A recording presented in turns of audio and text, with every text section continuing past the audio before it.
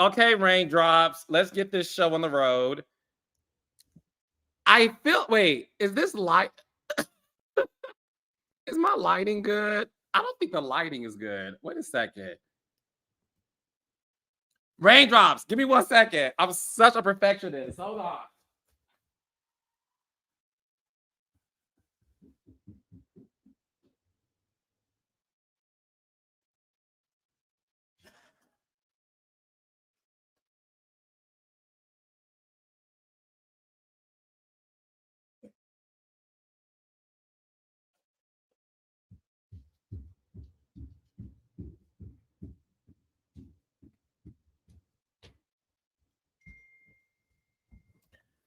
Okay, raindrops. How's it going? All right. I got to make sure the production is of value. So give me a second.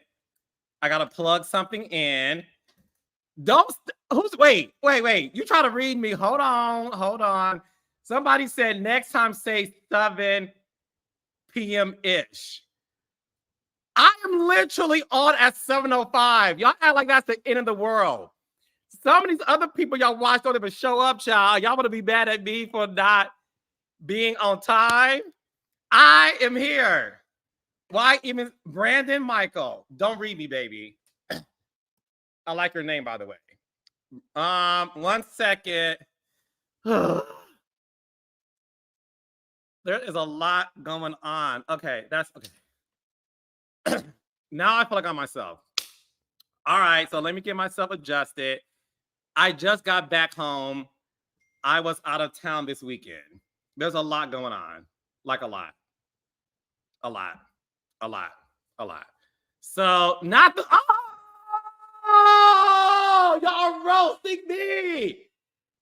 Put that back up, please. LTV, you are one of my OG raindrops. Y'all calling me the Lauryn Hill of reality? That is I literally am only 5 minutes late. It's 5 minutes. Okay. All right.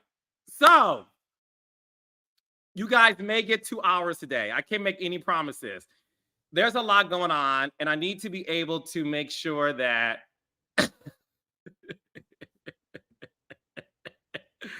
why do y'all Mitch 71? What are you even talking about?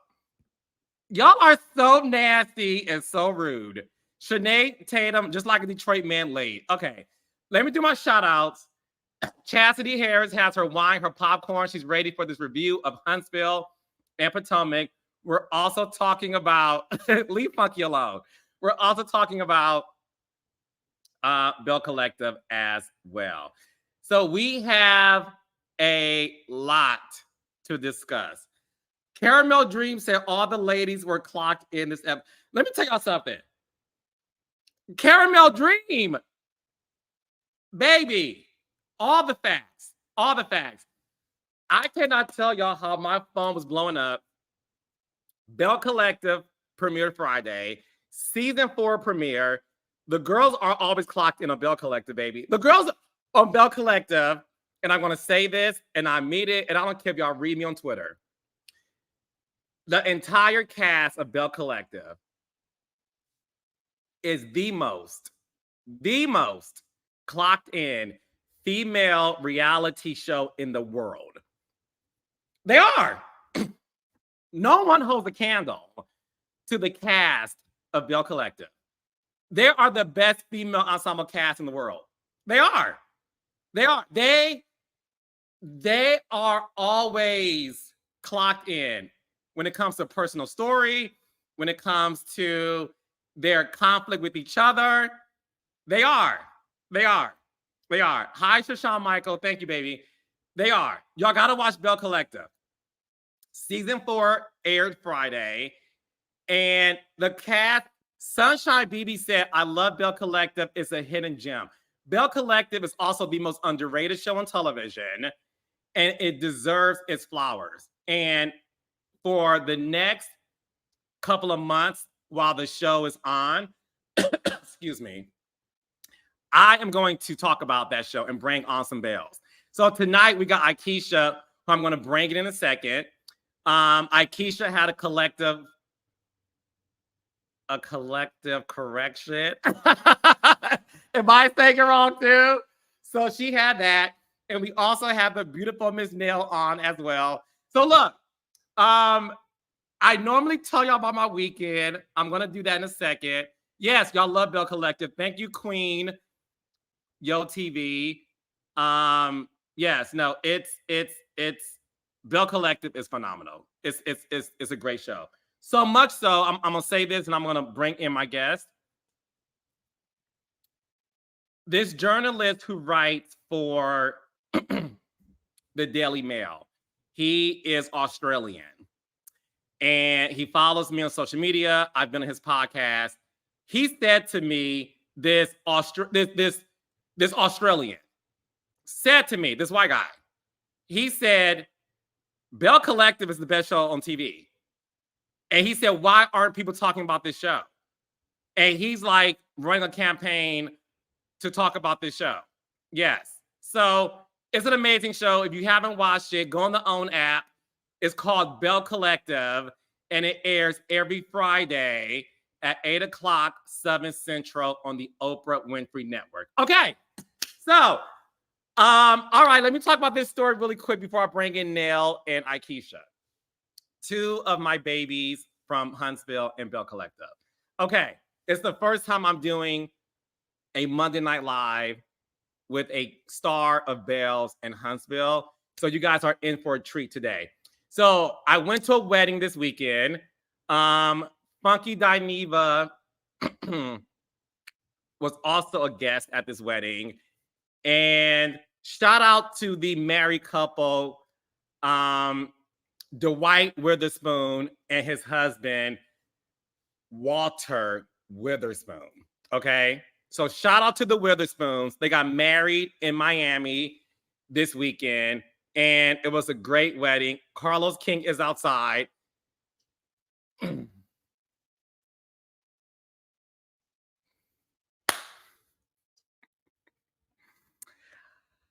I'll tell you our story later.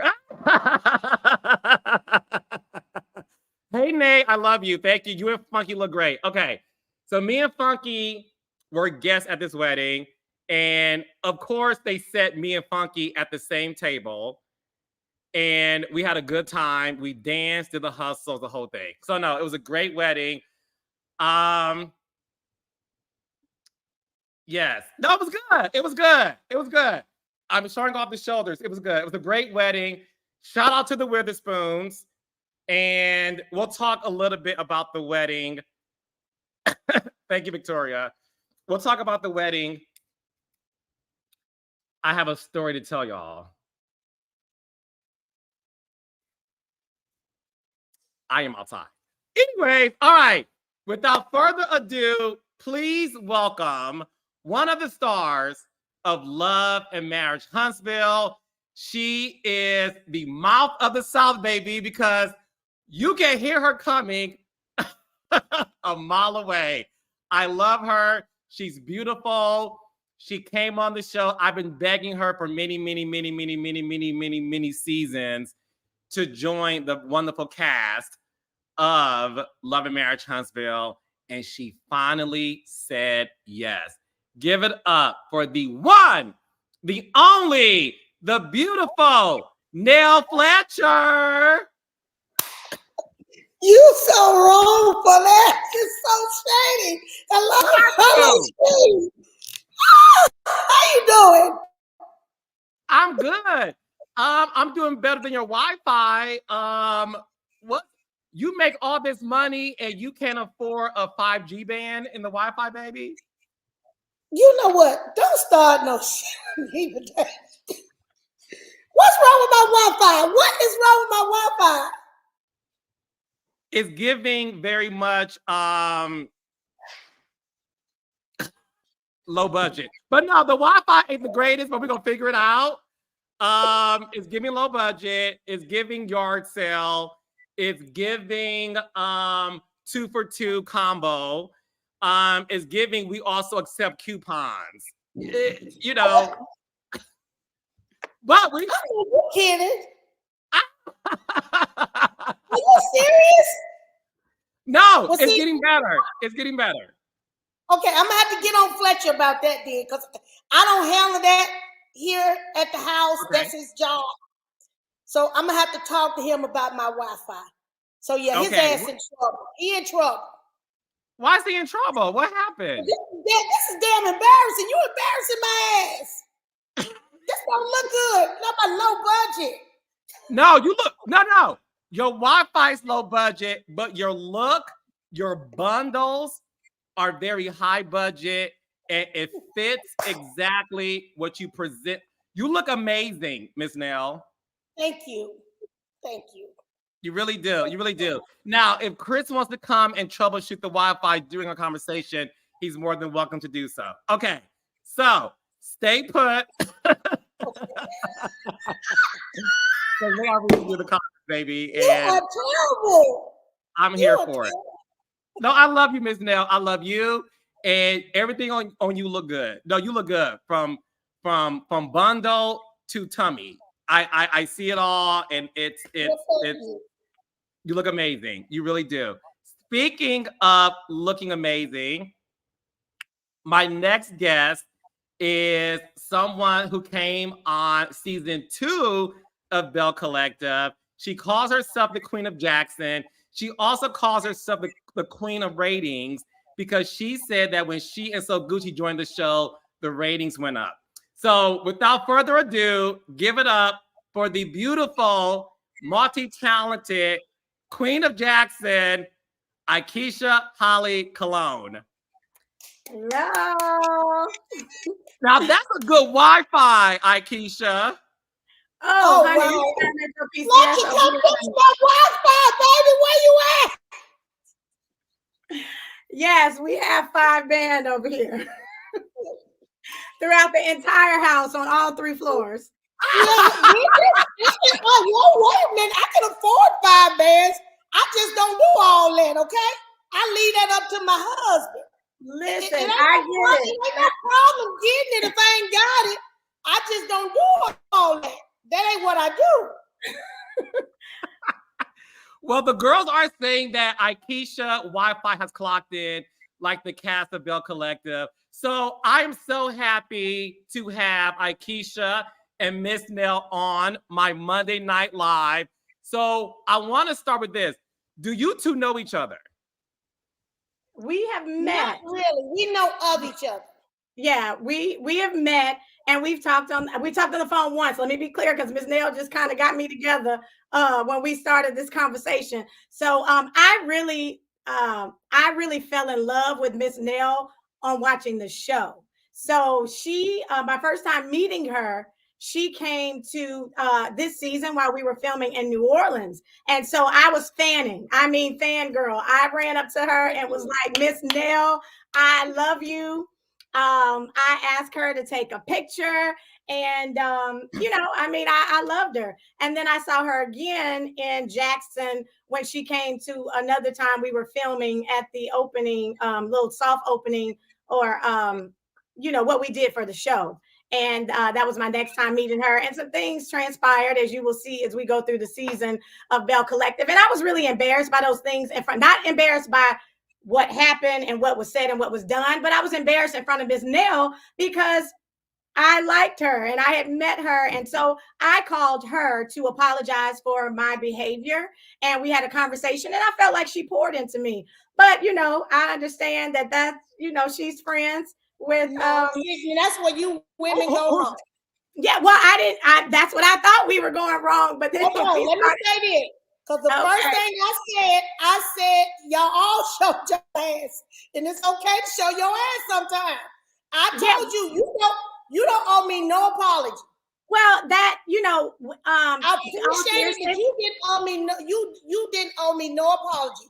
Well, I wanted to do that out of respect because, like I said, when I met you, I only know what I see on the show. And that's, we all know how the show goes. And I was attracted to your personality and your energy. So when that happened in front of her, I wanted to apologize to say, hey, you saw me in a moment defending and standing up for my husband, which I will always and forever do. So I wasn't apologizing for what I was doing, but I wanted to let her know, like, hey, that was a little out of character, but and you know, I don't know if that was her first time to Jackson. It's just, you know, I didn't like her seeing me in that light, and I didn't know that it was going to happen and go down the way it went down. So that's the reason I reached out to her, just to let her know that's not what Jackson is. That's not who I am. But when it comes to my husband, you're going to get it. Okay, so I want to update my raindrops. So that's why you have to watch Belle Collective. So raindrops, on an episode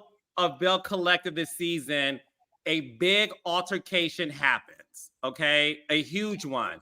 Miss Nell and some of my Huntsville cast members were present. So Miss Nell and Chris Fletcher saw this big altercation happen on this season of Belle Collective that involved the husbands and the wives. And it was equivalent to Madani. So for my Huntsville fans, it was equivalent to the Madani mess that happened on Huntsville a couple of years ago. It involved men and women. And what Aikisha is saying is Miss Nell was there. She's a huge fan of Miss Nell based on the show. She made that very clear based on the show. And what she was also saying is she apologized to Miss Nell for seeing that representation of the cast and Jackson, and she wanted Miss Nell to know that, you know, that doesn't... In that representation of Aikisha, I wasn't apologizing for the cast. I was saying, you know, I met her and I respect her, and my husband actually, you know, liked and talked to her husband. So I was apologizing to say, hey, Miss Nell, I apologize for you seeing that, and hopefully you and I can move forward without all of that. That's where we... So, Miss Nell, are you guys moving forward?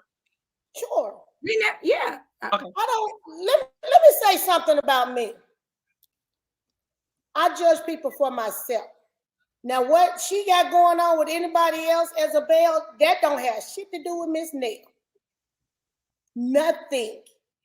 And I think it's so high school of some of these women, whether they're Belle or whether they love and marry Huntsville. Well, I can't talk to you because you deal with such and such. Well, I'm not talking to you because you're friends with such and such.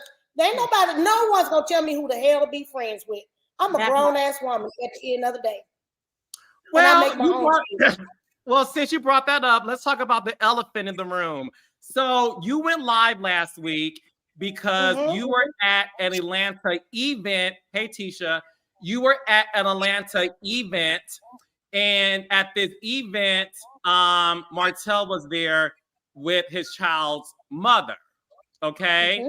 And there is a couple of photos floating around of you looking, you're smiling, greeting Martell's child's mother. And there's multiple pictures floating around. And you went on live in your natural hair, which, by the way, we all love it, and everyone says they love your natural hair, Ms. Nell. So we love the natural. So you and your natural hair with a few highlights and a black T-shirt went live, and you said that you are. I have a black T-shirt. I didn't even know what I had. I don't even know what I know what you had on because I watched it. So you and your natural hair with a few highlights, and a black shirt. You went on live as you were sitting on a couch. Did you see this, Aikisha? I saw some of it. Okay. I did see it. Because Aikisha's busy. So she saw some of it. And she had to attend to her kids and her man and her business. Okay. So you were very upset at Martell and his publicist. Miss Nell, you alleged that you felt you were set up by Martell's publicist to be seen being friendly with this woman. A lot of people thought that, because you said that, you know, you don't want to be involved in something where you can't be friends because somebody said you can't be friends. A lot of people are like, why did you feel the need to address it? Did you and Melody have a conversation before this happened? Did you call Mel to let her know what was going on? Did you do this because you didn't want the audience to think one thing or the other? did you do this because you and Melody are friends and you guys have a great relationship, that you wanted the world to know that you would never disrespect her? So I would like to know, what was the reason that you felt you were being set up by Martell's publicist in taking pictures with his child's mother? Okay, you kind of froze there for a minute, but I got most of it. Okay. Let me say this. Me and Mel are friends. Even if I fell out with Mel tomorrow, I'm not going to be friends with Ariane. That's her name. I have poured into Martell and Mel's marriage. That's a big difference that people do not understand. Anytime you spend countless days and nights with a couple and you counseling to them about their marriage to, at the time, let me not be disrespectful, Martell's baby mother was the other woman. I'm talking about this woman to Mel. I'm talking about this woman to Martell. And I'm telling him where he's wrong. And I'm watching Mel go through something that I do not wish upon no married woman, because I've been there myself. So that moment, those moments that I shared with Mel while she was going through that in her situation, they wasn't divorced. I cannot just go and say, oh, I'm friends with Mel now. This situation is totally different. But I'm going to entertain Ariane over here with Martell, and I did not try and counsel them or help their marriage. No, I do not like the fact that she had dealings with Martell in their marriage, and I'm not the one to say she's the reason why they're not married anymore.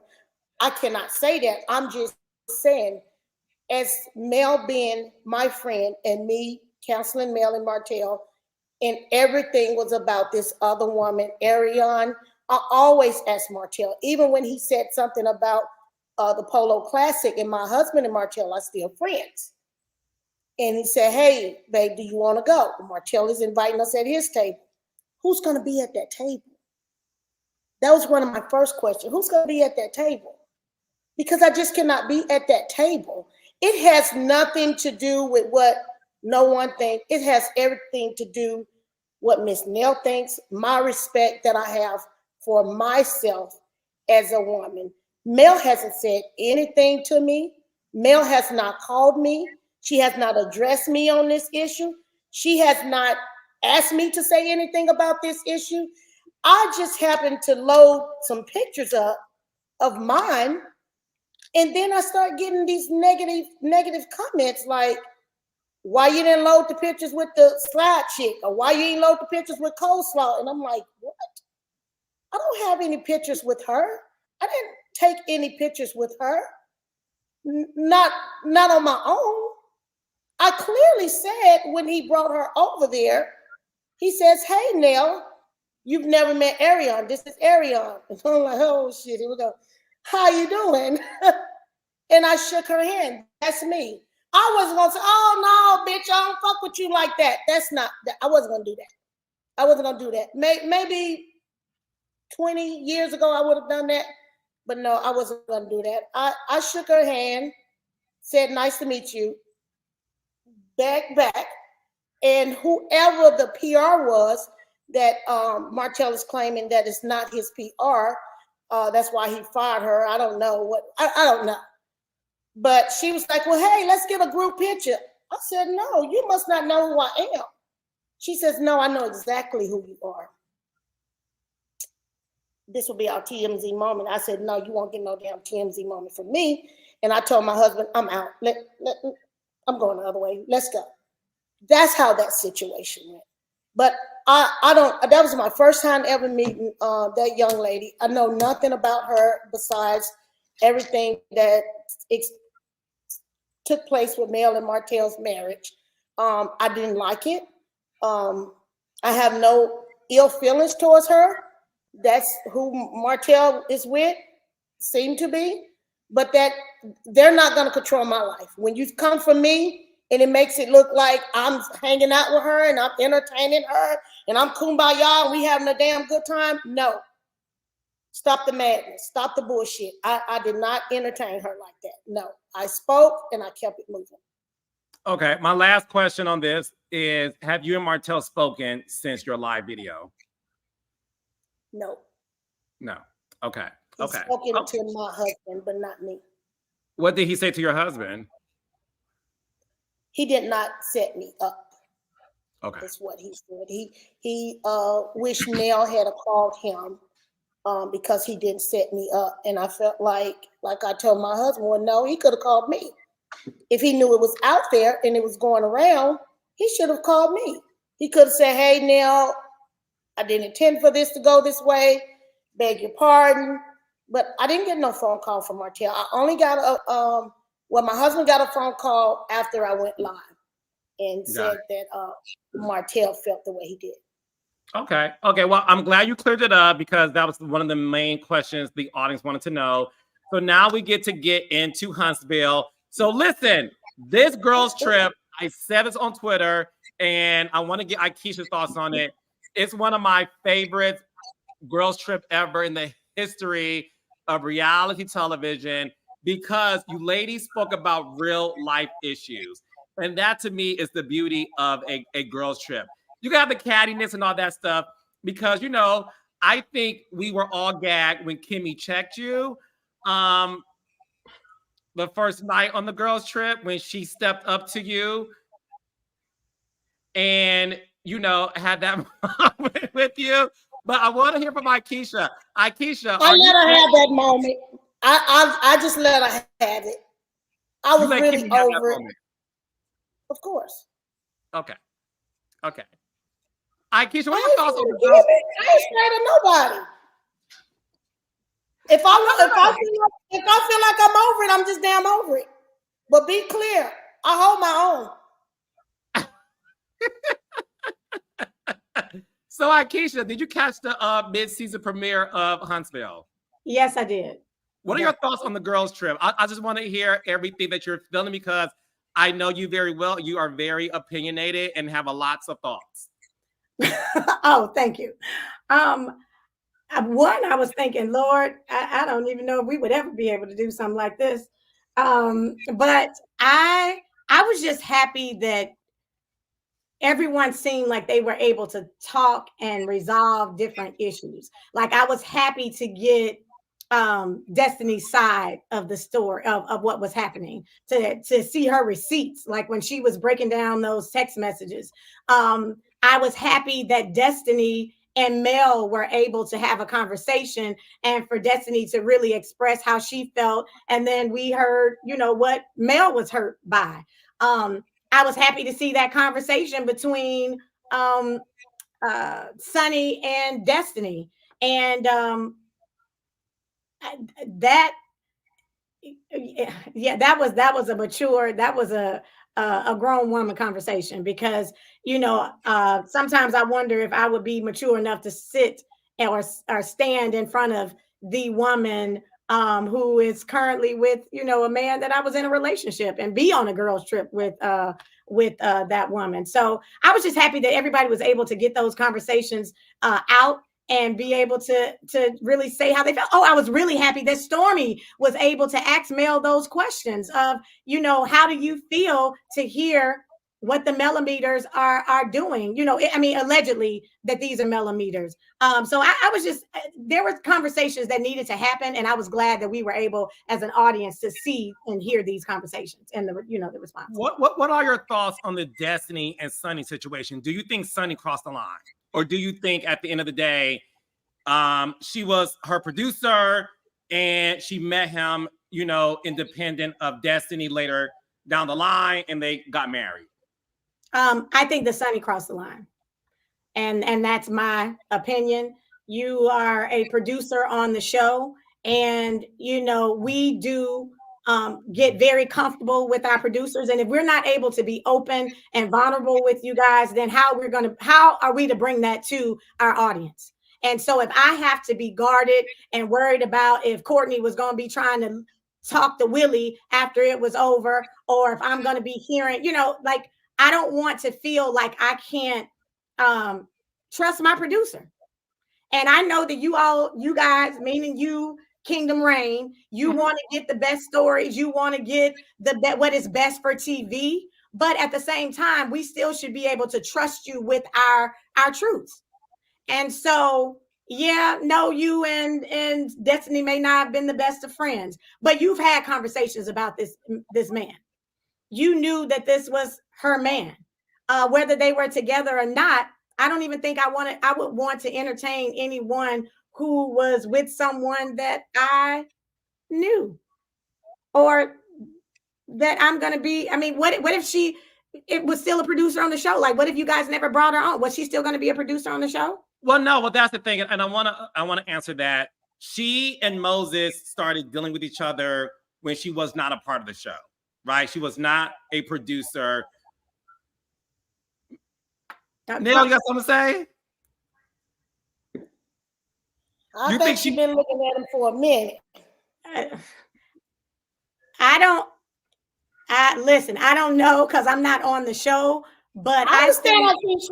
Yeah, but for me, and that apology is what I told her to say. You told who? Do you think she meant the apology, Ms. Nell? No, I got a chance to spend time with Sonny. I think she felt more guilty than anything. And I kept telling her, Sonny, it seems like this is bothering you. Why don't you have a conversation with Destiny?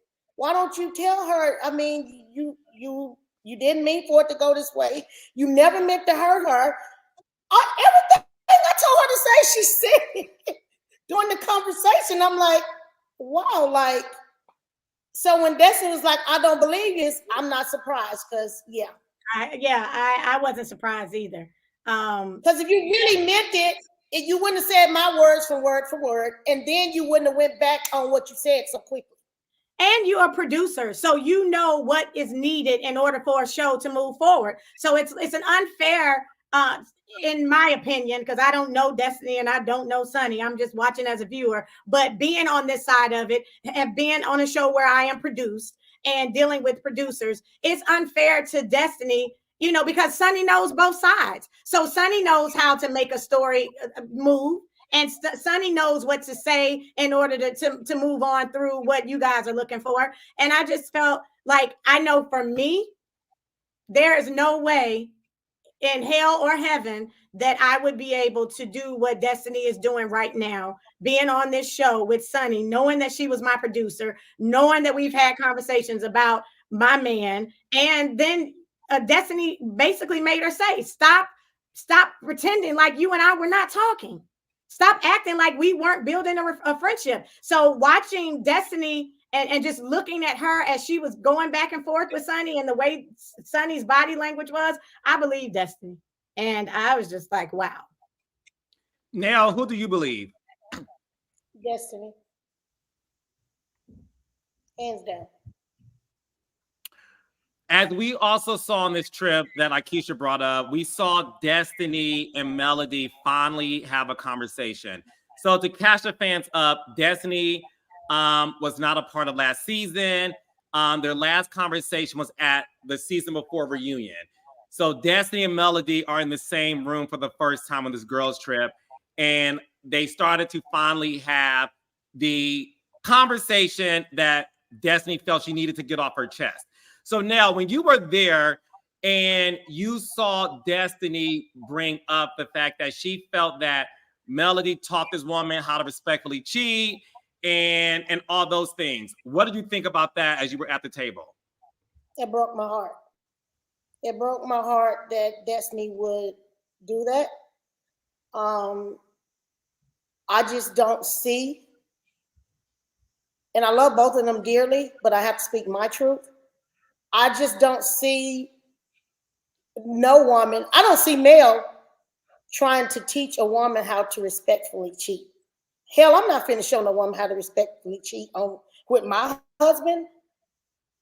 I don't see it from the two people that I have sat down and counseled. I don't see that. I didn't buy it. And I told Destiny this before. I'm just having a hard time believing it. What about you, Aikisha? What were your thoughts when you heard that? I mean, because I don't know them, but I agree a little bit with Miss Nell. And if anything, when she was saying that she heard them on the phone, you know, in my mind, I'm imagining, yeah, she probably heard Mel on the phone saying, listen, bitch, if you want him, you can have him. If he's over at your house, then you let him stay at your house. But don't come at me. Don't come telling me about what's going on with you and Martell. You know, like, that's what it was in my mind when she was saying, I heard them on the phone. I heard you trying to teach her to respectfully cheat. No, I was telling her, bitch, if you want him, you can have him. And like that's kind of how I took it. I don't know Mel, but I don't see her sitting up just saying like, well, when he's with you, you know, make sure you call me so I know that he's there, you know, especially a woman who has children with someone and loves. And but I don't know. Like I said, I just did not think that was happening. But I also think that Destiny was getting caught up. You know, she and Mel were going back and forth, and she was trying to, you know, get her point across. And I think she was just saying things that to piss her off, get on the skin. Yes, more like that. Yeah. I mean, I don't believe that, but I don't know. I do believe too, like I have boys. And one of them just turned 30 yesterday. And what's the day before yesterday? Second. Second. And of course, everybody knows Lance is 33. At the time, that's around the age Mel was. And for me, on the outside looking in, when you're dealing with boys and you're dealing with young ladies, I'm seeing a lot of that. And I'm like, y'all pump y'all brakes. Why are you talking to this other one? They're trying to see like, okay, well, what did he say to you? It's almost like trying to get information. And that's to say, I don't think it was nothing respectfully cheating. She probably was trying to find out information about her husband. Like, yeah, and trying to see like really if it's true what she said, what they're saying. Is he really with you? What, you know, like she's probably trying to get her facts and her ducks in a row before she makes any major move, because she has children with this man. She's been with him since her, you know, forever, since her 20s or whatever. They've been together since college, trying to find out like, okay, what is really going on? What can this woman tell me about my husband that I already don't know? Let me get some facts. That's what I think. I don't think it had nothing to do with no respectfully cheating. I just don't buy it. So now I want to ask you this, and obviously Aikisha, you can chime in as well, because I don't know anything that transpired between you and Willie before marriage or whatever, because it hasn't been a topic on the show.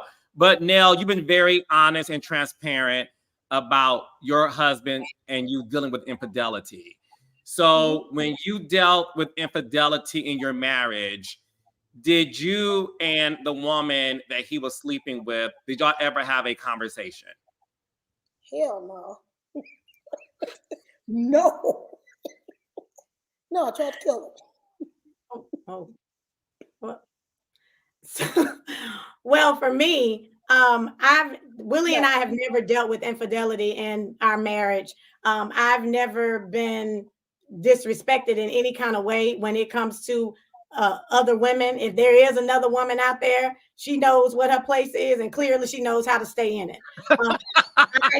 When we were dating, I mean, Willie, I'm sure he was in those streets. Willie's 5.5 years younger than I am. When I met Willie, he was fresh off his second Super Bowl. You know, he was living his best life, and he was in those streets. But the person that I am, I have always told Willie, if a bitch can beat me rocking, she can have my chair. I'm not about to waste any fucking time, period. Excuse my language, Miss Nell. I'm not about to waste any sleep. You don't owe me no apologies. Yeah, I'm not about to do that in any way, trying to find out or figure out what Willie is doing. So when we were dating, I had one, let me say, I had one, when I first moved to New York, I moved here September of 2013. I'm gonna give y'all some real tea, since everybody want to, be trying to. They just want something to be happening in my marriage, bitch. I'm happily married with a good ass man. But when I moved here in 2013, I remember, like that December, it was around Christmas time, and we were sitting. The Jets were playing Miami, and we're sitting here, and I get a Facebook like DM or something, Facebook message. And this chick was like, hey, did Willie tell you about me? And so I'm looking at this. Now, mind you, I'm sitting here with his mother, TT, all of this. It's Christmas time. It's like December 26, 2013. And I'm like, now I know somebody got to be playing with me. So I said, no, sweetheart, because Willie and I only talk about important things. And I had only been here like 4 months, so shit. I mean, I'm pretty sure he ain't had a chance to get all his bitches together. I'm here. So she just goes on and on and on. And so my response to that was like, look, honey, she was like, well, I found out this and I did this and I did whatever. And I said, let me tell you something. Everything you're saying, you're telling me about me. You're telling me I just moved here. You're telling me da da da da. But what I'm telling you is everything you've explained sounds like a man who has respect. For who? Me. Because you know everything about me, but I know nothing about you. So I'm sitting here with his family on Christmas time, and you're sitting here watching a game on TV, trying to go through text messages and whatever, asking if Willie told you something about me. No, we discuss important things. Willie ended up telling me, even when Willie called me, he would always call me when they were flying back, because they come back after every away game. He hit me up. He was like, hey, babe, this, and that. He actually got hurt that game. I said, look, when you get back, appointments were already set. Didn't say a word about it. He said he called his brother telling him also, I'm getting on the plane. I'll call you when I land. He said his brother was like, the N-word. So-and-so sent Aikisha a message. And he was like, I just talked to her. She ain't say shit. Oh, man. He was like, well, listen, I'm praying for you. Wait, hold on. Not to cut you off. Okay, let's have a real conversation. You, Aikisha, Holly, or you weren't married at the time? No. This was in 2013 when I just moved to New York. Yeah. So from what I was told, because a lot of people who went to Clark and Spelman and Morehouse are friends of mine, and they know you. And everyone has said to me, Aikisha came out the womb being who she is. Like, Aikisha ain't so I want to preface it with that. You are probably top 3 of the most outspoken woman on any of my shows. Like, you speak your mind and you don't care, and you apologize later if you feel the need to, child. So you mean to tell me, as a woman dating this man, you found out that this other woman is trying to say Willie and her got some dealings going on, and you kept that to yourself? No. I kept that while he was about to be flying on that plane with his broke arm. I didn't say that to him then, because what I said to her, we were going to talk about it. Now, trust and believe, we were going to discuss, because what I said to her, your issues with Willie, sweetheart, you don't want that with me. So if you feel like Willie should be telling me something about you, then you need to take that up with him. Don't come to me, because I don't go back and forth with bitches about my man, period. I'm not going to do that. That was when he was my boyfriend, when he became my fiance, and now that he's my husband. I am not going back and forth with not one woman ever about my man, period. So I let him get on that plane. He came back to New Jersey. And when he got back to New Jersey, we discussed that. And from that day, that night, until today, on November 4th, 2024, I have never had an issue. I've never had a call. I've never had a woman to come to me. I've never been disrespected. I've never. And that's on my children. So when people get in the comments and they talk about on this show, oh, she tries to pretend like she and Willie's relationship is this and whatever. I don't try to pretend about anything. Willie understands what he has. He respects me. He respects our family. And he's not going to lose this right here for nobody. So if you getting anything from him, baby, if you get enough money to get your hair done, then that's you. Aikisha, can you be my mentor? Listen, but you know what? I will say, it all comes from you and your self-worth and your confidence and knowing what you deserve. And I know what I deserve. I know who I am, and I'm not about to be going back and forth with no bitch who okay with being a side bitch. It ain't a bitch under a rock in this universe who does not know that Willie Colon is married, and they do not know who I am. So if you choose to deal with him, girl, do your thing. Like I said, my issue was 16 years ago, Carlos. So yes, yeah, no, and you and no. Listen, the thing about my Monday Night Live is my audience are full of women and men and theys who really like to soak up information. Because let's be clear, I started talking about my personal life, and baby, they be like, Carlos, what's going on with you? It's the whole thing. So I always want to impart on my raindrops some personal stuff that all of us go through so that they can learn something from. And listen, Aikisha, you have another business idea because they want this on a t-shirt. So you said that, what you say about rocking in a chair? Can you repeat that again? I let him know if a bitch can beat me rocking, she can have my chair. If a bee can beat me rocking, she can have my chair. So make sure you sell that at your Ferris Street. So I have to give that to the old. I got to give that to the old ladies. That's something I got way back from my mamas and grandmas, like people in Mississippi. Like that's just how I was raised. You don't go back and forth with women on something that you know that's yours. And you know, you don't allow anybody to mistreat you, disrespect you. You have to know your worth. And if Willie doesn't understand that, or any man doesn't understand that, then baby, I'm not the one for you. And that's what I've carried with me. No, I love that. So so make sure the t-shirts are in stores by Friday. Oh, gotcha. They will sell out. So that's me giving you some good. I will have it on my website by the end of the week. Queen Script said, I want that shirt. Okay. And I do too, because Carlos King is outside. And baby, you are outside. You said what? I said, baby, you are outside. Not too much, Aikisha.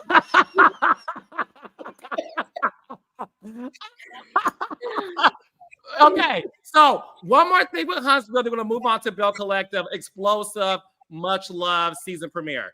Okay. Oh, one more thing, Aikisha. Empress said also put it on a coffee mug. Okay. So you're helping a lot of women. Okay, now we got to talk about this episode and this moment. So Wanda Jr., aka Tisha Scott. Tisha Scott had enough when it came to Dr. Shanita Foster. So for the audience to be reminded, they're on a girls' trip. Melody brought two friends, Lauren and Dr. Shanita Foster. I know Shanita. She's a great girl. She's a fun girl. She's from Detroit like me, and she's everything. I love her. So Dr. Shanita Foster kept calling Tisha an op. And Tisha's a Libra like me. So when you are a Libra, you let some stuff slide. You're like, okay, whatever. And then it happens again. And you say, fine. At some point, if someone keeps poking the bear, right, you're going to react. So in the alley on the way to the Sprinter, and Nell, you're right there in these streets, Shanita called Tisha an op one last time. And Wanda Jr., aka Tisha Scott, had enough. And the way Kimmy stepped to you, Nell, that's how Tisha stepped to Dr. Shanita. When you saw that happen, Nell, did you blow this out of proportion? Y'all, he blowing this shit out of proportion. No, it's okay. Kimmy checked you. Kimmy checked me too. No. Like I said, yes. I should have mind my own. Well, your Wi-Fi. I told them how I felt. I let her have it. I ain't got time for 3 grown-ass women who call themselves friends and they're really not. So I just say, you know what? Let me move the hell on. Let me move on. I see what this is. I was set up. I should have stayed my ass in the house and mind my own business. Because all I said was, I'm playing with you. You know I'm playing with you. We all need to suck it up. We all in these damn quarters for the housekeepers. Yeah. So, Ms. Nell, were you proud that Tisha stood up and stood on business? Of course. Of course. I seen it coming. Because it happened more than once. It happened more than twice. It happened more than 3 times. So it was a buildup. And Aikisha, what did you think about that moment? The same. I listen, I believe when it's your platform and it's your show, you don't let anybody come in and try to take over your shit. And so I was happy that Tisha said, okay, now listen, see, I'm a Leo. We check it the first time. You keep talking about y'all let it go and go.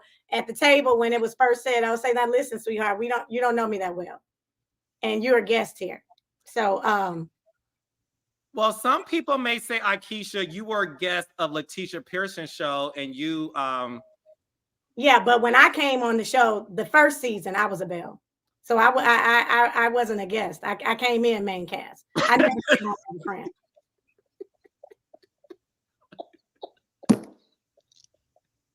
Isn't that what my contract said?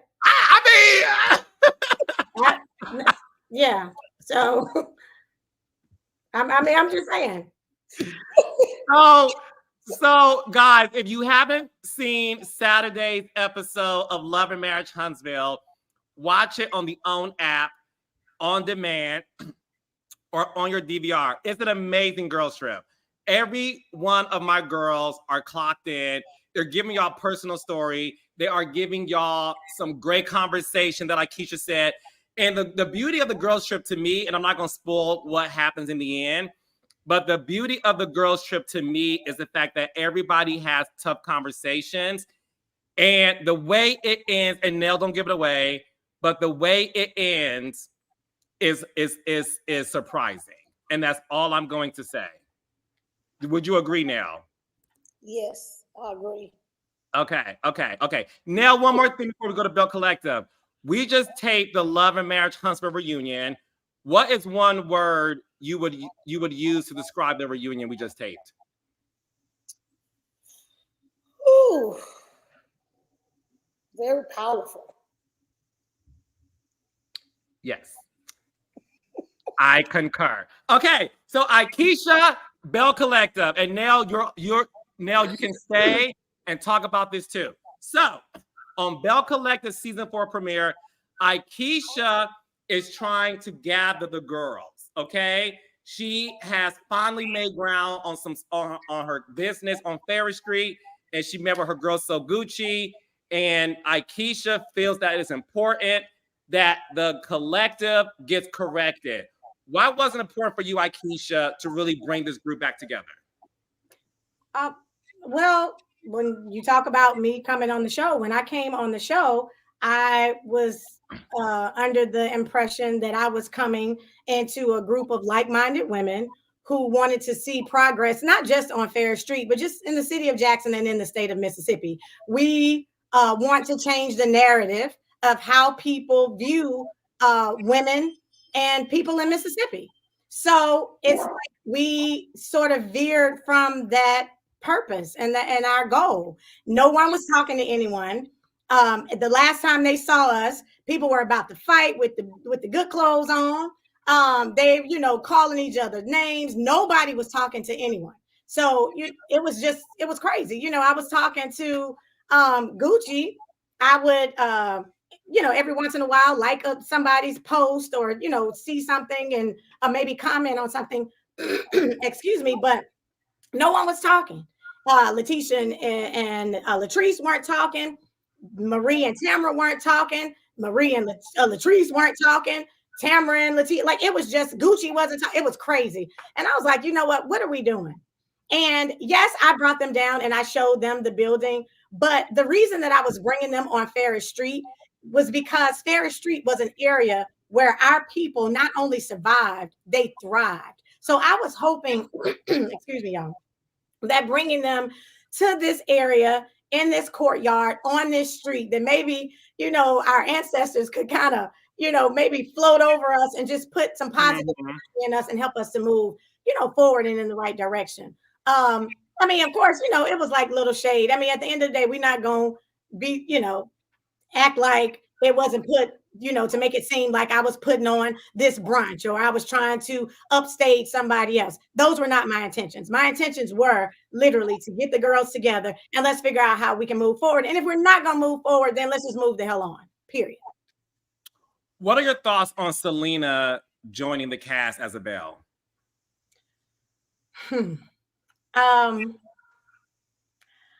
Honestly, I didn't know. I didn't think that Selena would be joining the cast as a Belle. I felt that she deserved to come on this season, and I said this to Gucci, to tell her side of the story, because it was kind of like incomplete. It's like, about Gucci, about JJ, you hear what's happening with the girls, but we never heard Selena's side. And just to be all the way transparent and honest, I didn't think she would ever come on as a Belle because, Carlos, you said she wouldn't be a Belle. That's what you. No, when that situation happened, I called. You called me. You FaceTimed me. Go ahead, y'all. I FaceTimed you because I wanted to make sure that Gucci and I were gonna have a job after it had gone down. Yeah. So I was like, listen, this is what happened, and you were like, listen, Gucci is Gucci. You do not have to worry about her on any of my sets. Those were your exact words. So I'm gonna tell you what I said. I said, I'm hearing what's going on. She's not a Belle. So therefore, if she won't be allowed to be around you guys while I figure this out. So that's what I said. Yeah. Is that why you told me, Aikisha, you wasn't coming back to this shit? Listen. Aikisha said that to you now? Yeah, she said she wasn't coming back. That's crazy. Like, for me, I felt like I definitely believe that Selena deserves to tell her side of the story. I definitely believe that. I thought she was going to come on and be able to tell her truth because she deserves that. And I told Gucci that I was like, listen, people only hear and see you and JJ, but I thought she was going to come on for a friend like this season, and that was going to be it. And I didn't even think Selena wanted to be on this platform because she gave us allegedly what had happened between her and JJ. I didn't think she wanted to be anywhere near him and Gucci. And that was a conversation I had with Gucci when Gucci was like, yeah, she's trying to be on here. She wants to be on here. I said, girl, I don't think Selena want to even really be around y'all like that. I think Selena wants us to hear her side of her story. And Carlos, my words to her, I said, he's probably going to allow her to do that. And to be honest with you, Sophia, she deserves to do that. But I thought she was going to be coming on as a friend, couple of episodes. And then by the time we got to season 5, that would be it because I thought she was doing another show. And that's just full honesty. I thought she was. Well, no, there was. Yes. Yeah. So there was another show that's been trying to pop out of Jackson for like 5 years. No, not that show. I'm talking about her other, like, a continuation of the show she was doing before. Oh, okay. So, like, in my mind, and I was that's why when people say, Aikisha's doing whatever with Gucci and she didn't like Selena. No, I've never had an issue with Selena. I was very honest with Gucci from the beginning. I was like, listen, she's probably going to come back as a friend, especially this season, because people want to hear her side. The story's incomplete. They only know what they saw, the little bit of what they saw, and then she did her YouTube thing, and she deserves to come back because her people want to see her. Her children are trying to defend her. And they shouldn't have to do that. What'd you say, Miss Nell? I said, I think people want to see her. Well, I mean, listen. She's interesting. Yeah. No, when he was asking, what did I think about it? Right. Like, no, that's my opinion. I think people want to see her. Yeah, so that was my opinion on it. And I told Gucci, I was like, no, I don't think she's gonna come in. Yeah, I don't think. Yeah, I didn't think that. I thought you were going to bring her on as a friend and let us get that side of the story. You know, get her. No, the decision was to bring her on, and then it was a decision to make her Belle, and she deserved to be a Belle. She has a full life, and she also she has a lot of notoriety, and we talk about this at the reunion, so you guys have to stay tuned for that. But and I said this too at the premiere party we had the other day. The thing about Selena that I didn't even realize was the army of fans that she has. And she, like you said, she has a story to be told. And she did a fantastic job this season telling her story. And what I want the fans to know too about Selena and So Gucci this season, I'm not going to give too much away because I want y'all to watch. But Selena has a whole other storyline outside of what's going on with her family. So it's not like the focus solely is on her, So Gucci and JJ. And again, I'm not going to give too much away, but you get to see Selena's fiance. You get to see her at home, her with her daughters and her businesses. So you get to see something separate. And the thing with So Gucci as well, you know, listen, this cast is such a great cast because everybody knows everybody. None of y'all are strangers to each other. And it's the other reason why Huntsville is successful because every single cast member on Huntsville, everybody knows everybody and everybody has rich history. And one thing about me, if there's a formula that's working, which is why Huntsville is number one, you know, I'm trying to make sure to follow that formula. And the formula that works for Huntsville is what's working now for Belle. So that's why Selena is a Belle. Makes sense. Yeah. But Miss Nell, you like Selena? Miss Nell, what do you think about Selena? She's a party. She's fun. I've only met her maybe three, 4 times, but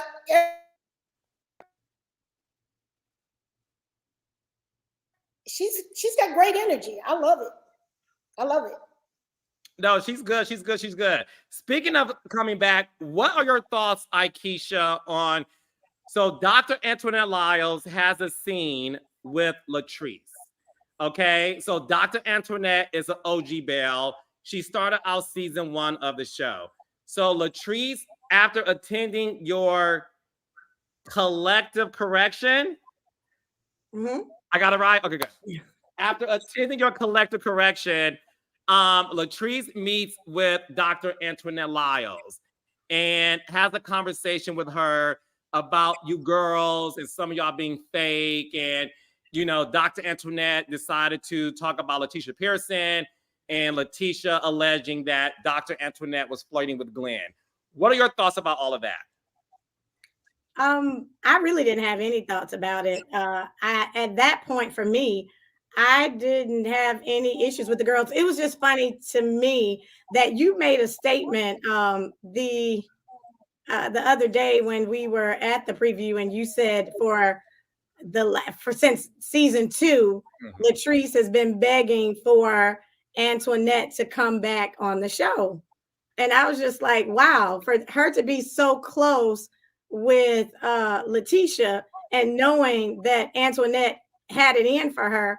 Why were you begging for her to come back? Because you knew she was going to read your friend to the ground, just like she did every chance she got in every scene that she was in. So that was interesting to me to know that Latrice was begging for Antoinette to come back because she knew that Antoinette was coming for Letitia. You think that's why she wanted her to come back?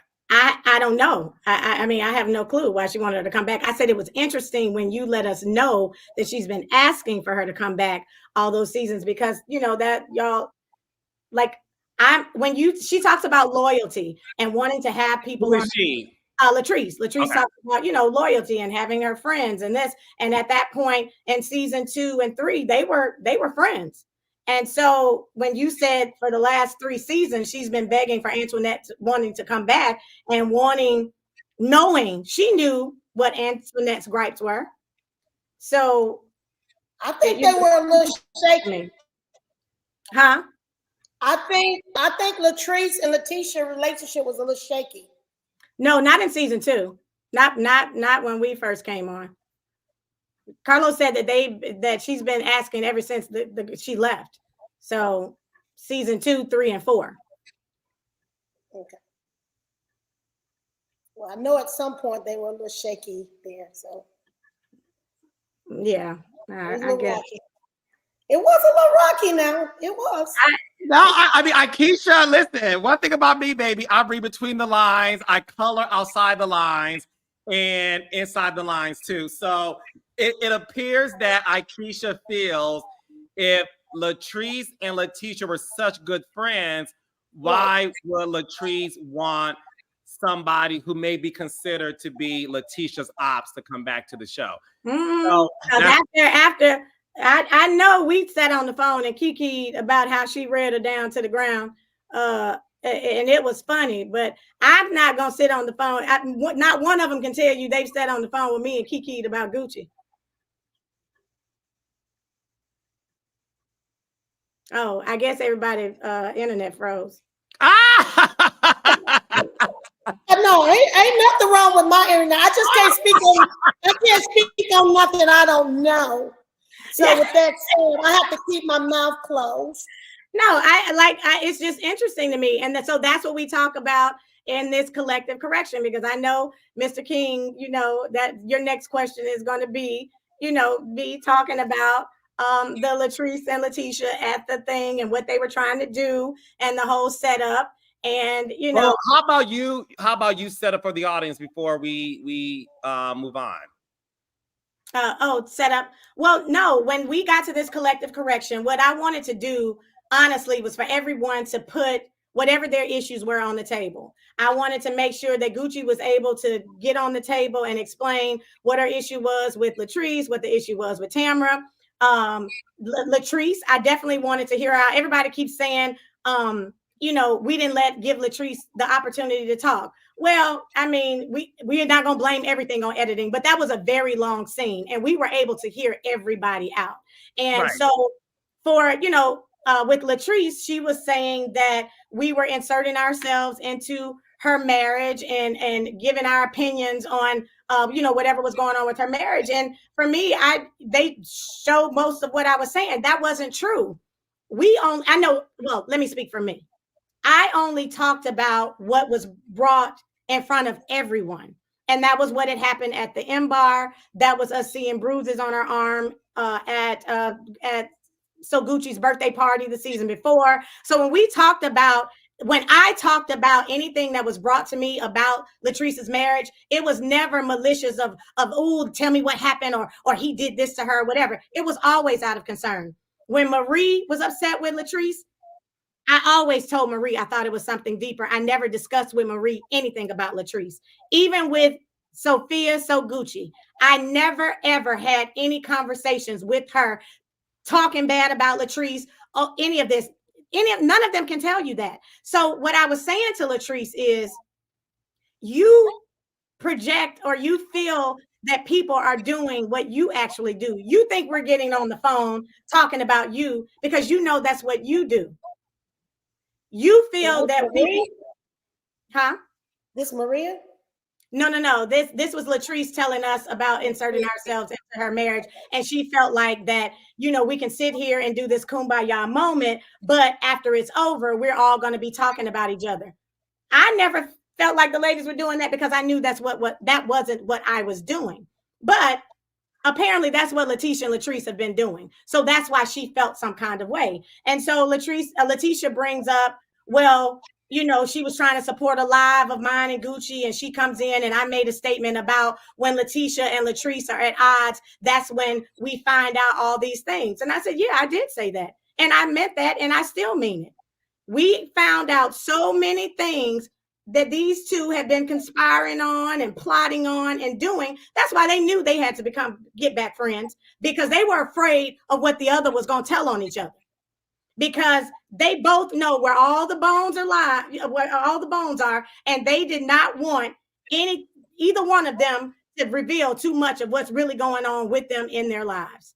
And so that's how they really genuinely like both of them before. You guys had a friendship before you all went left. Latrice would say nice things to me about Letitia. Letitia would say nice things about Latrice when I see Latrice down here. So it's like I told them, y'all need to come together as women and hash out y'all differences and let each other know where y'all stand. Because it's clearly Glenn and Cliff is gonna have their friendship. They're gonna continue on with their friendship. And that's the reason they're friends. They're friends because of their husband. I don't believe that. Yeah. I don't believe that. So that was my thing. I beg the difference. Yeah. That was my thing at what came up was Latrice had told me and what we were talking about at the table, that when they were at odds, that Glenn and Letitia had done something that like they were going to try to set Willie up. That's what we were talking about at the table. And that comes up, right. That comes at the reunion. So I don't want to spoil everything, but that does come up at the reunion. No, it came up at the table. I know nothing about that. Yeah, we go further into it at the reunion, is what I'm saying, because Glenn was there to address it too. So that was that. So no, again, there's so much happening on Belle Collective that if you miss an episode, you miss a lot. And this is the thing that I want the audience to know about both shows. On Love and Marriage Huntsville and Belle Collective, you really have to watch every scene and pay attention, because things come up a lot and you have to pay attention to what's happening, and you have to pay attention to the nuances and everything like that. So it's very important that every week you watch every episode so that by the time you get to the reunion, a lot comes out of it, okay? We got a super chat before we're going to move on to Potomac next. Nell, you want to stay on for Potomac? Sure. Let me find out what's going on. Fix your Wi-Fi, sis. Okay. Chastity Harris said, Carlos, sidebar, when are you doing another live show in Atlanta? I moved here 6 months ago and I'm sitting on ready for my meet and greet. Chastity, you are more than welcome to have a meet and greet with me. I'm announcing new dates momentarily. And yes, you can hear it here exclusively. I will be doing another live show in Atlanta with a very special guest. So stay tuned, y'all. All right. So let's get, okay. So, and Belle Collective airs every Friday, 8 o'clock, 7 Central on the Oprah Winfrey Network. A lot of people, Aikisha, said that Belle Collective is the Married to Medicine of OWN. They think it's the best. They love this show. And, thank you. A lot of people felt that Married to Medicine were in the shadows of Housewives, and people feel that Belle Collective is in the shadows of Love and Marriage. So they want people to really tune into Belle Collective. So y'all can watch Belle Collective, and also you can catch up on Belle Collective on Max. All seasons are on Max. So go on the app, HBO Max, and watch it. Okay. Sinead Tatum, Detroit better be on their tour. Carlos. Stay tuned for more announcements. Okay. So let's get into the Real Housewives of Potomac. Okay. I'm going to say something, and I'm not going to take it back. Ladies, gentlemen, and they. I'm about to say something, and I'm not going to take it back. Okay? This is the best season of the Real Housewives of Potomac since season 5. This season of Potomac is giving. Let me know in the comments if y'all agree with me or not. This season of Belle Collective. Bells are way better than Love and Marriage Huntsville. Oh, I see that. We don't listen. One thing about the kingdom, we love all our shows. Do not listen. Hey, they have a right to feel the way they feel, though, you know? Okay. So watch Belle's and Aikisha ain't saying nothing. She's like, yes, please. No, listen. I love Belle Collective. No, Belle Collective is that girl. Let's be clear. Okay. Wait, I must have missed what. Wait a minute. What did you say? I heard what you said about season 5, but what are they talking about? They said Belle Collective is way better than Love and Marriage Huntsville. How did you miss that when you picked up your drink and took a damn sip? You didn't miss that. No, I wasn't. I was reading these comments and yeah. So okay. You seen it, Aikisha. I need to. Belle Collective is back, y'all. Marie Riviera, Belle Collective is back. Is back. You only missed one episode, so catch up. But no, Potomac is great this season. I'm loving Potomac, and I'm going to tell you why. Okay, Potomac is good because it's lighter. It's not dark. It's funny. This episode that we're about to recap is the best episode of the season. I laughed from start to finish. It was a funny episode, and I'm here for it. All the girls are working. I love every single new girl. I love Stacy. I love Kiarna, and I love Jazzy. I love all the girls. The girls are clocked in. Aikisha, what are your thoughts on this episode? I loved it. I thought it was funny, but I am so in love with the Grand Dame. Like, I just listen, right, wrong, or indifferent. Baby, She read the girls. However you come there, like, that's who I'm learning from. You know what I'm saying? Like, no matter how you come at her, no matter what you say, she is just like still the queen on the throne. And like, no, let's talk about it. Listen. I love it. Let's dive right into it. Karen, I love all you girls. So before y'all DM me with me, because what you don't know, Aikisha and Nell, is some of the girls on other shows slide in my DMs and try to read me. So it's all good. Because of my opinion or fact. Look, I'm gonna say this, and I know we're only 5 episodes in. This season so far, 5 episodes in, belongs to Karen. The way Karen, let's have a conversation. Mia, who I love, we call her Mia Be Lying, okay?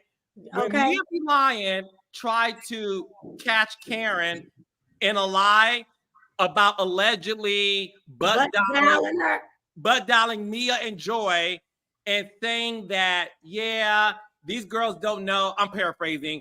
These girls don't know that I'm not with Ray or whatever. Yeah, the girls think I'm with Ray. They think I'm with Ray as well. The girls think I'm with Ray. Thank you, Aikisha. Aikisha and Nell, I want to get your thoughts on it too. Let me tell you something. Karen, and this is why you audience members have to watch and listen. Karen never once denied it. Okay? So let's have a real conversation. Karen never was denied it. She said, I don't remember. I don't remember that. I don't remember saying that. So my hope, but this is why, listen, this is why Giselle should have been at the table. Mia, I love you. I love you, Mia. Mia, you dropped the ball.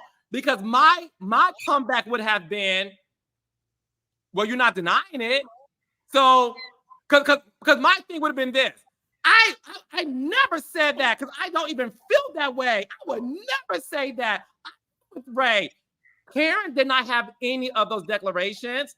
And these girls who weren't clocked in the way Karen was, and at the end of the day, I respect Karen so much.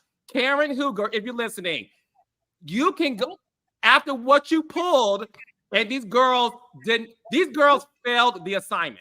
She was so unbothered. She was so together with it. And like, it did not even faze her. They didn't know where to go from there. They didn't know how to come back to try to pull more. I mean, she cleared the table, shut it down, and then sat there. So Giselle wasn't there. No, yeah. I mean, and just sat there and let them continue to try to go back and forth. I absolutely loved it. I'm like, listen, taking notes. Yes, this is how you gather the girls, honey.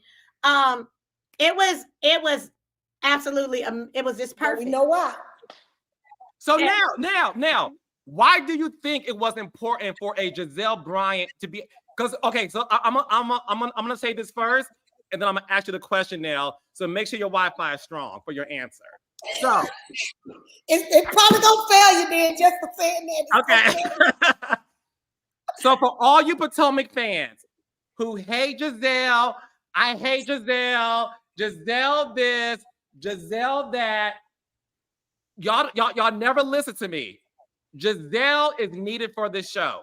If Giselle was at that table, she would have noticed the nuance in Karen's answer. It would have said, Mia, Joy, Jacqueline, watch me work.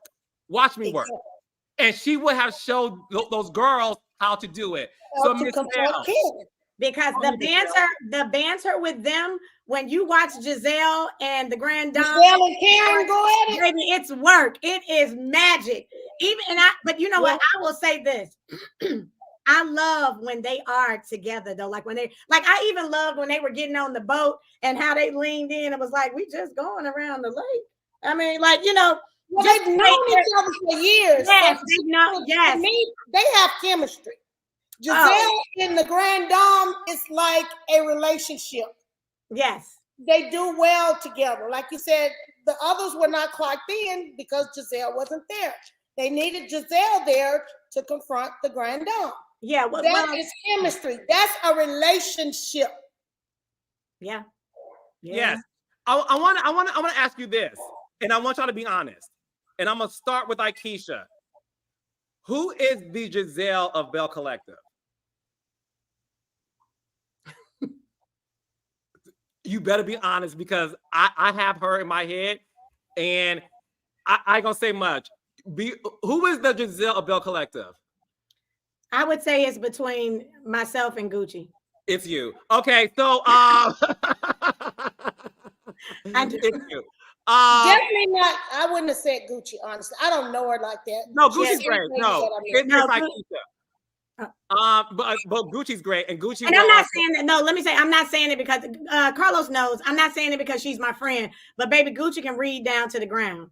And Gucci, a lot of us can. But no, but I mean, he said it's for a certain reason. Yeah. Who is the Giselle of Huntsville, Nell? Me. Okay. So you got both of us right here. Okay, seriously. I was gonna say Aikisha. Yes. Honestly. I speak my mind Oh no, we love that you speak your mind. We love you. Remember, Kimmy just clocked back in, so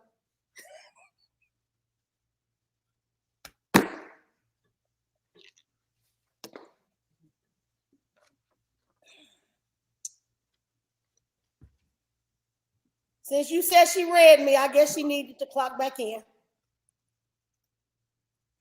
Let's go. My Wi-Fi froze. Mine didn't.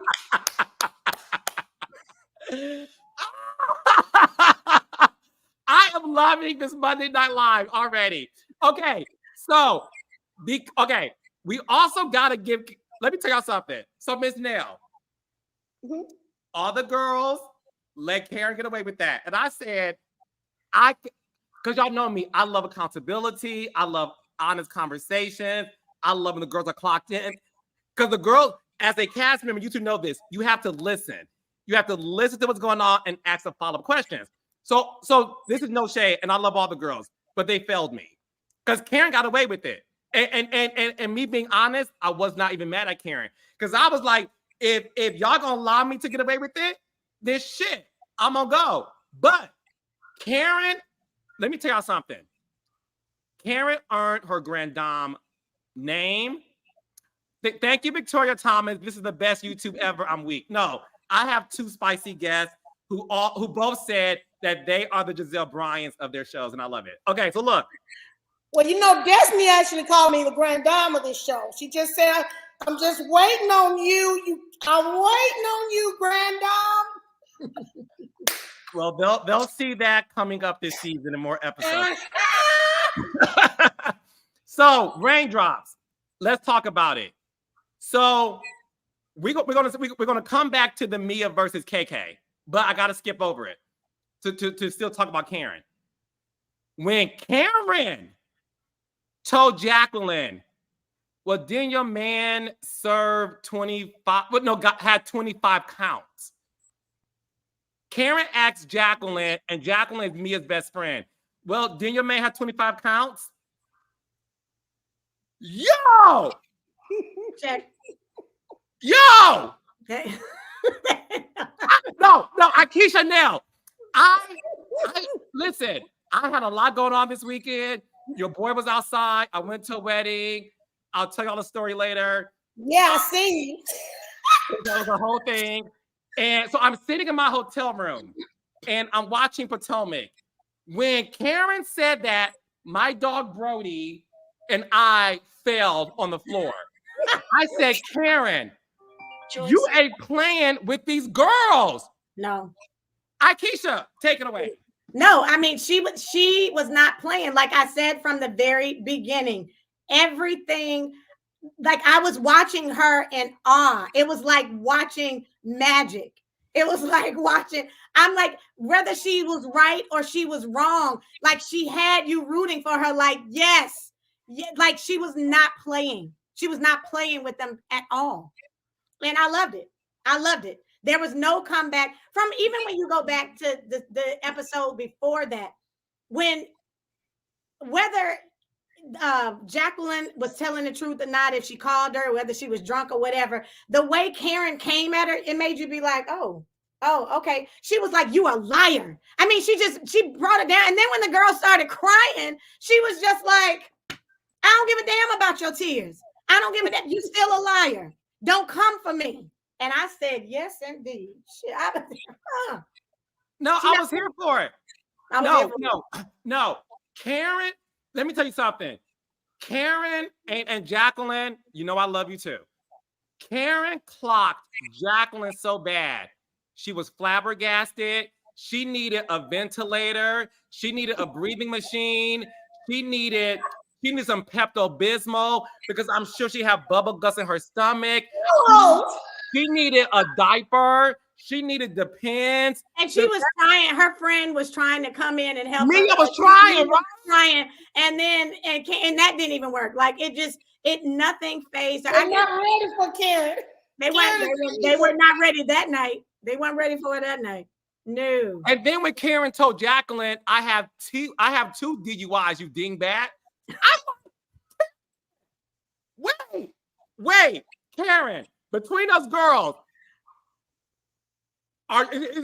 is your job on the line? Like the way she clocked in, I'm like, do you want overtime? Do you need PTO? Right. Do you need 2 weeks pay to go on vacation? I have never, and I'm gonna say this. She spoke up. I've never in my history of watching Potomac saw Karen knock these girls out. She earned every dime. Every dime she earned it.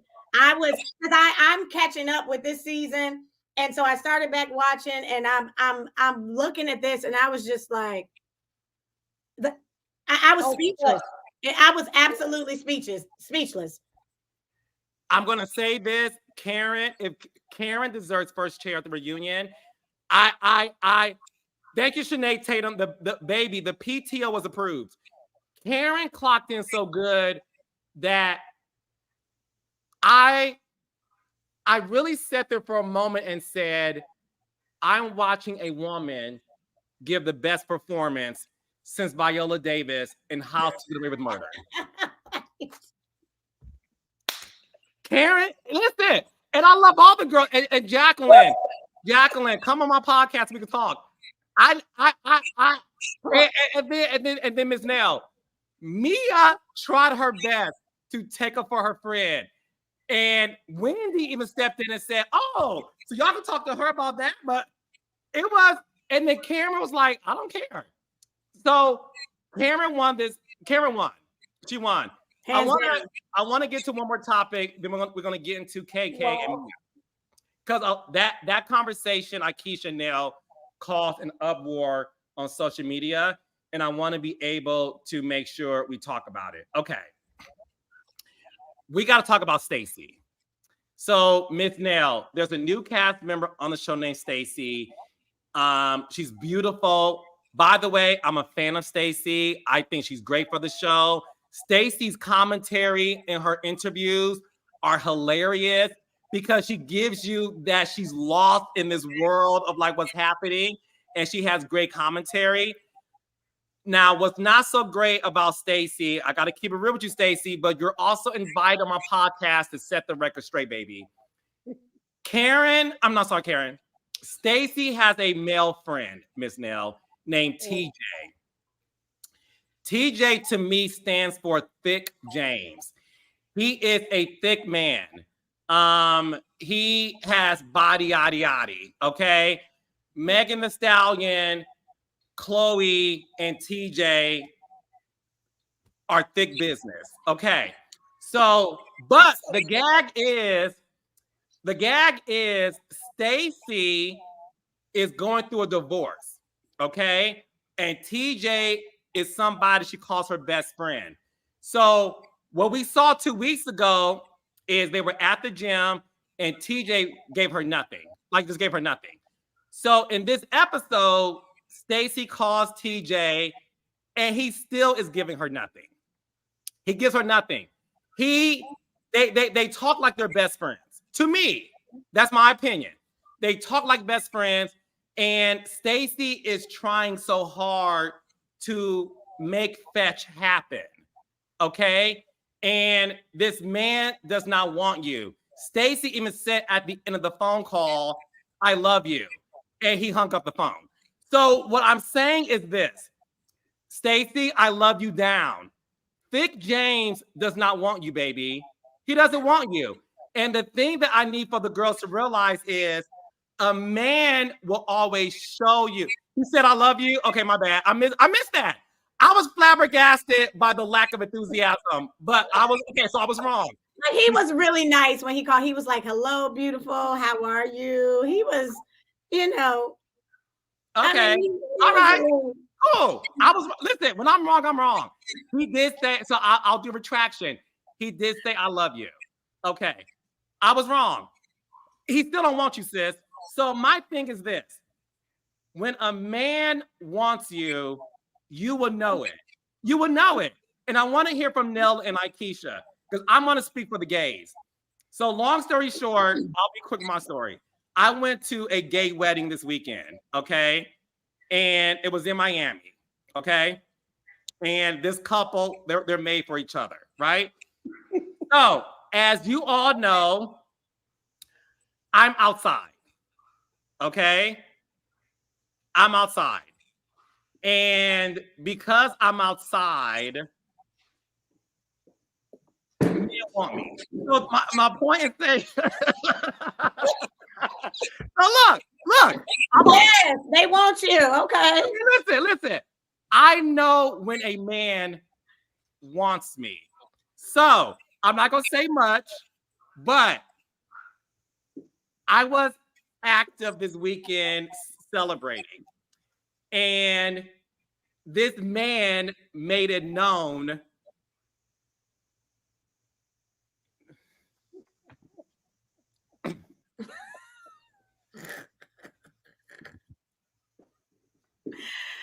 He made it known. So I want to hear from the girls. I need a drink. Right, because this ain't strong enough. Listen, because y'all are girls. And I will always spill my own tea.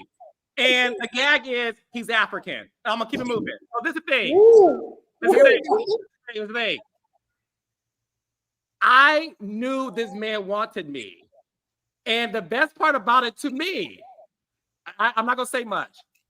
Not only did he make it known he wanted me, he made sure to let every guy in that vicinity know that as well. He shut it down to the point where people are like, how long y'all known each other? I said for like 90 seconds. I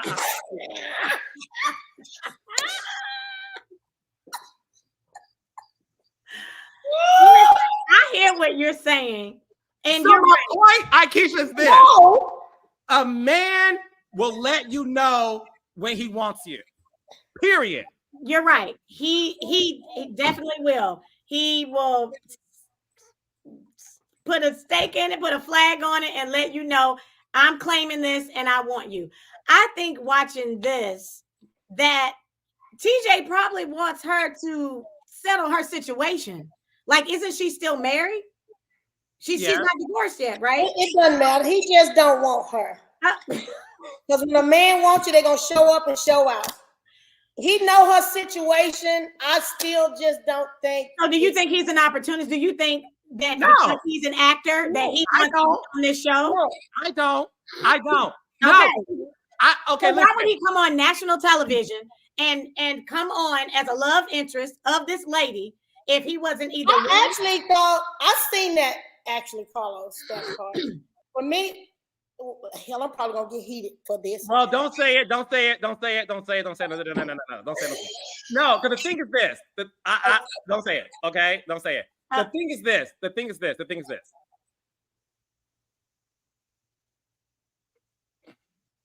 I like Stacy a lot. And the reason why I'm not mad at TJ is because TJ let it be known that we are friends. And I feel like Stacy is trying to make fetch happen. And I agree with Aikisha in the sense of maybe he wants to wait until her divorce is finalized. I don't know. They're not intimate at all. And that's fine. Listen, that's fine. For who? No, I'm just kidding. No, listen. No, I'm just kidding. Let's have a real conversation. I'm not gonna be into a man and okay. So my point is this: they're not intimate because he said to her, and tell me if I'm wrong. He said to her he wants to wait until he gets married, and that's fine. That's fine. To each its own. All I'm saying is my spidey senses is giving me you're trying to make fetch happen, and this man is being honest with you by saying, in my Biz Markie voice, we're friends. So then it goes back to what I was saying. Why would this man come on national television as a love interest if he was not into her? Either one, he is into her and he wants her to settle her affairs, get divorced so they can move forward and get married. Or two, he's coming so he can be seen on national television. Like it's kind of like what was happening. Remember when Kenya Moore had Walter? Yes, the people coming out like.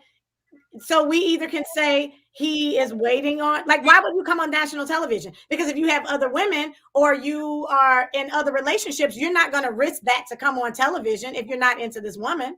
So he's trying to help his friend. He's there trying to help her. He's there for support. So do you believe that she just has him to come on to pretend to be her man? I mean, are we going into one of those situations again? I mean, that's what I see. That's how I call it. Well, Stacy, hi, beautiful. Nice to meet you. Congratulations. Happy birthday.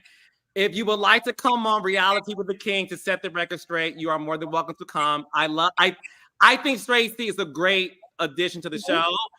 I just need to teach Stacy to think like a man and act like a woman.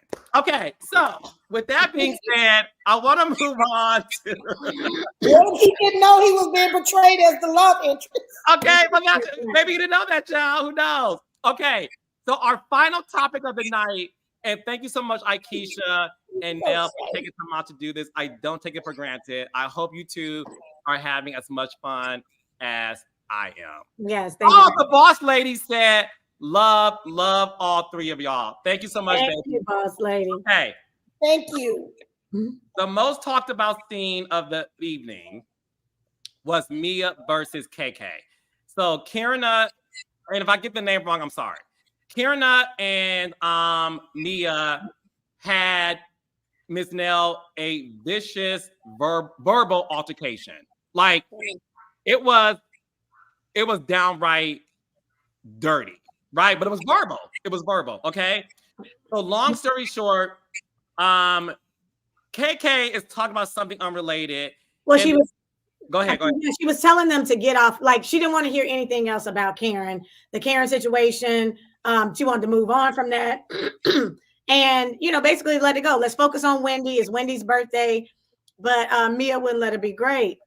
She just, so you can go on. She just started digging in. So thank you, the Sanderson sisters, Kiarna. So Kiarna, I'm saying that better be the right pronunciation, girl, because I'm around for my raindrops. So Kiarna said that, yeah, leave Karen alone, boom, boom, boom. And then Mia said, oh, like your drug dealer boyfriend. Right, Miss Nell? And then, baby, but Aikisha, let's talk, boo. Let's talk. When Kiarna clocked that tea, she didn't think about it. There was no delayed reaction. The moment Mia said with her pitchfork, your drug dealer boyfriend, Kiarna said, who? Which one? Which one? She said which one? Yeah. She was like, everybody has a pass. Like, weren't you a stripper? Like, now Kiarna. Which one, baby? Kiarna, no shade, sis. How many drug dealers have you dated? Let's have a real conversation. Listen, like she said, everybody has a past, and first of all, don't get on me because we weren't even talking about me. Like, so Miss Nell, Mia said your drug dealer boyfriend. Kay said which one? Okay, because allegedly she may have several, but Kay, you're also invited to my podcast, sis. Okay, so as a matter of fact, all the Potomac girls are invited. You can go. All the girls are invited. Okay, there we go. Okay, so here we go. So then Mia made a comment about the scar on Kay's face. Now, backstory for you guys, in case y'all don't know, or the audience. I believe it was last season. Last season, Ashley had a friend who came to an event, hey Tisha, who came to an event and got into a physical altercation with Kay, and her face was cut due to this physical altercation. So when Mia brought it up, Kay got, upset and started crying. And Wendy went after her to make sure she was okay. And go ahead. Well, she was upset because, and I'm glad that you cleared that up because I didn't watch that season. I just kind of got back into it. This has been like a guilty pleasure after everything that's been going on with our show. So anyway, I sit down to watch something else.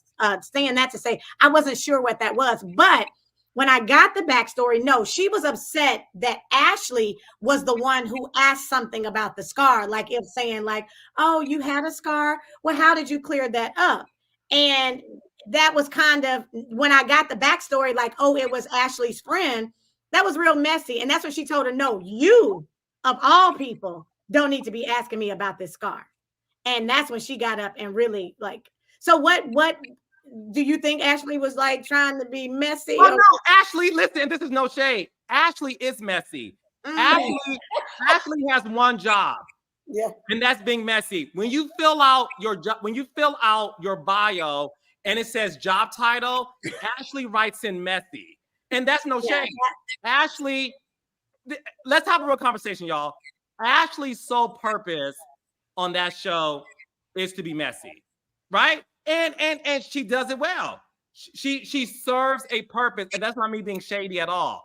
So Ashley knew what she was doing, and I love the fact that Wendy checked Ashley, right? So much so that Ashley and Wendy almost got into it before Karen shut that down because Karen is in charge of the girls this season, and that's evident. Baby, who's in charge of the girls? Baby, it was such an uproar. A lot of people felt that was so déclassé of Mia to bring that up. And Aikisha and Miss Nell, I want to get your thoughts on it. was it déclassé of Mia? Because they're having an exchange. Because Mia told Karen, "Aren't you from the streets?" And that's when KK said, "You're from the street. You were a stripper and all those things." So for your comeback to be about the scar, some people felt it was too far. What do y'all think? I think it was too far. Yeah, no, I think you're talking about somebody's personal space in their face. Some things you can hit below the belt and not jab where it's effective when something really did take place of that magnitude. So yes, I do think it's too far. Yeah, no, I thought it was too far as well. It was actually she was saying something about KK being from the streets. When she was going back and forth with Karen, but then she said something about KK, and that's how the whole thing came up. And I don't like that. I've been in a situation when I think somebody went really, really low, even on my own show. And it's hard to come back from that. And even though we can move on and you try to, you'll forgive, but you don't forget that. And I know when it happened to me, I haven't forgotten it. And when y'all play the shit over and over, it just digs in again. So, I think Mia, I don't know what her reason was for doing that. I mean, like we know both sides of it. If it was something she was told to say or whatever, it was too low. And then for Ashley to turn around and be like, what did I just wanted to know what you put on the scar. I was like, yeah, they're way more mature than I am. Because at that point, I would have wanted to slap her. Like, for her, she just walked off and she went because it was triggering. You could tell that really, really hurt her. No, it did. And it made me sad to see Kay cry that way. Yeah. And look, I listen, I want to say this. Obviously, listen, we're watching real people deal with stuff in real time. And you two have been in the hot seat and been in situations that I'm sure you may have said something that you later on regret, right? Because obviously it's a sport of like jabs, right? So listen, I think we should give Mia a chance to apologize. We don't know what's going to happen this season. But I do think we have to wait to see if that's going to happen. But I did feel like it was definitely, not the best thing to say. And I do think when it comes to Ashley, like, yeah, we like you being messy, but that was a pile on. And in that moment, real talks, I'm going to be real and honest. I felt so bad for Kay. I felt her pain through that screen because you never know what trauma someone's dealing with when they bring up something that you may think they're over. And that's why I'm saying maybe Ashley and Mia didn't know, and I want to give them an opportunity to possibly apologize because they may not have known. But my heart went out to Kay in that very moment, and I felt so bad for her.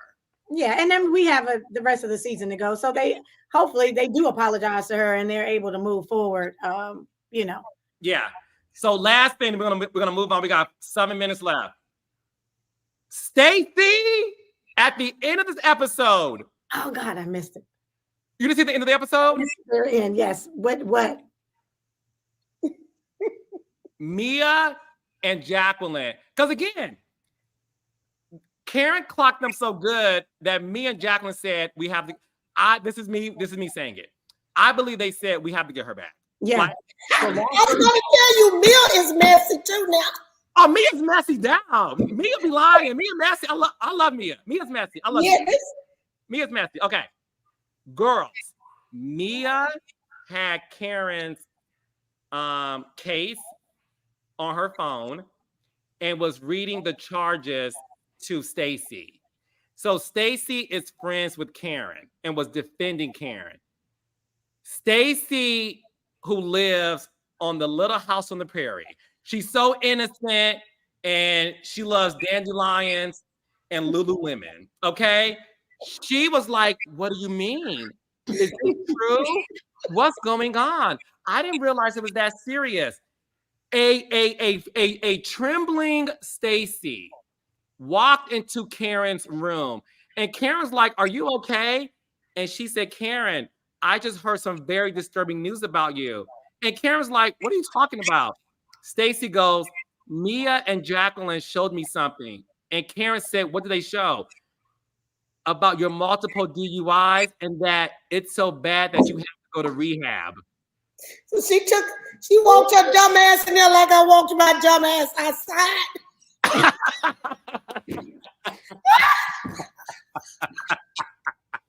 Right into the lion's den. Right into the lion's. Please tell me, what did the grand dog do? Please.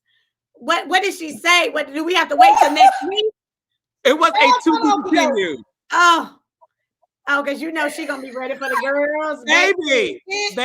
I'm gonna go up and watch the end of the episode because I ended up. She's gonna get checked. Yes, no, it was good. It was good.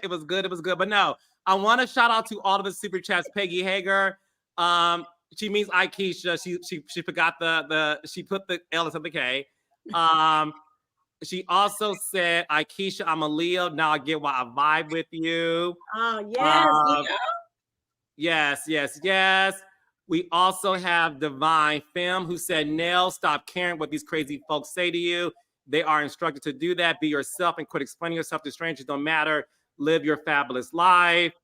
And those are all the super chats for today. But I want to say thank you two so much. This has been the best. I had so much unexpected fun with the two of you.